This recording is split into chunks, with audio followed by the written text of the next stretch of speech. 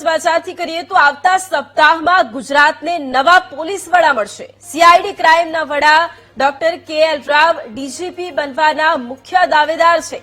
નવા ડીજીપીના નામ સાથેની પેનલ કેન્દ્રમાં મોકલાશે। કેન્દ્ર સરકારની મંજૂરી પછી આવતા અઠવાડિયે નવા ડીજીપીનું નામ જાહેર થશે। અમદાવાદ શહેર પોલીસ કમિશનર જીએસ મલિક પણ ડીજીપીની રેસમાં છે। ભરતી બોર્ડના અધ્યક્ષ ડોક્ટર નિરજા ગોટરૂનું નામ પણ પેનલમાં મોકલવામાં આવ્યું છે। મહત્વની વાત એ છે કે હાલના ડીજીપી વિકાસ સહાય કે જેમને એક્સટેન્શન આપવામાં આવ્યું હતું, પરંતુ હવે આવતા સપ્તાહમાં ગુજરાતને નવા પોલીસ વડા મળશે। અનેક નામો છે કે જેની ચર્ચા થઈ રહી છે। સીઆઈડી ક્રાઇમના વડા ડોક્ટર કે.એલ. રાવ ડીજીપી બનવાના અત્યારે મુખ્ય દાવેદાર માની રહ્યા છે। આ સિવાય અન્ય પણ નામો છે કે જે ચર્ચામાં છે। અમદાવાદના કમિશનર પણ તેમનું નામ પણ ચર્ચામાં છે। નવા ડીજીપીના નામ સાથેની જે પેનલ છે તે કેન્દ્રમાં મોકલાશે। અને આજ મુદ્દે સંવાદદાતા મેહુલ ફોન લાઈન પર છે। મેહુલ, હવે આવતા સપ્તાહની અંદર ગુજરાતને નવા પોલીસ વડા મળી શકે છે। અત્યારે કયા નામોની ખાસ ચર્ચા છે?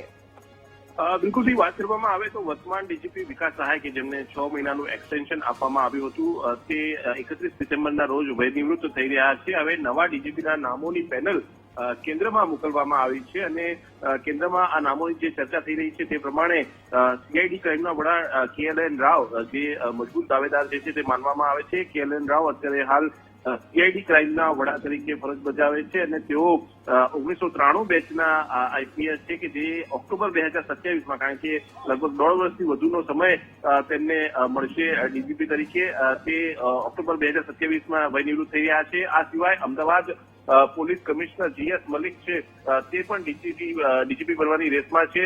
જીએસ મલિક 1994 બેચના આઈપીએસ અને 2028માં નવેમ્બર માસમાં નિવૃત્ત થઈ રહ્યા છે।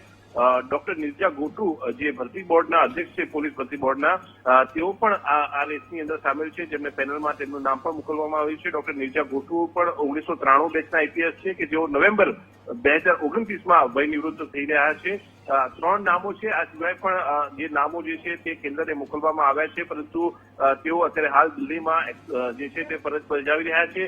ડોક્ટર કે.એલ. રાવ ડીજીપી બનવાની રેસમાં સૌથી મોખરે જોવા મળી રહ્યા છે।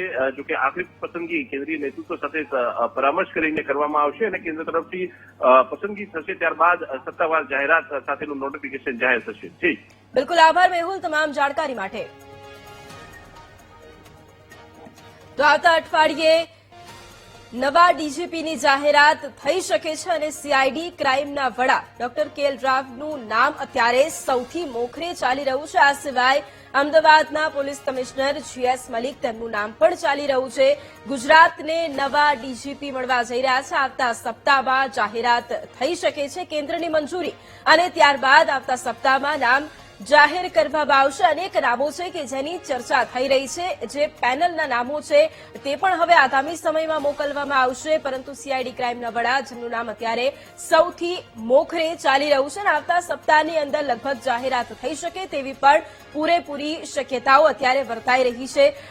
હાલના ડીજીપી વિકાસ સહાય કે જેમને એક્સટેન્શન આપવામાં આવ્યું હતું, પરંતુ વય નિવૃત્ત થતા હવે રાજ્યને નવા ડીજીપી મળવા જઈ રહ્યા છે। આવતા સપ્તાહે જાહેરાત કરવામાં આવશે અને અનેક નામો છે તે પણ મોકલવામાં આવ્યા છે। ભરતી બોર્ડના અધ્યક્ષ ડોક્ટર નિરજા ગોટરૂ, તેમનું નામ પણ ચર્ચામાં છે।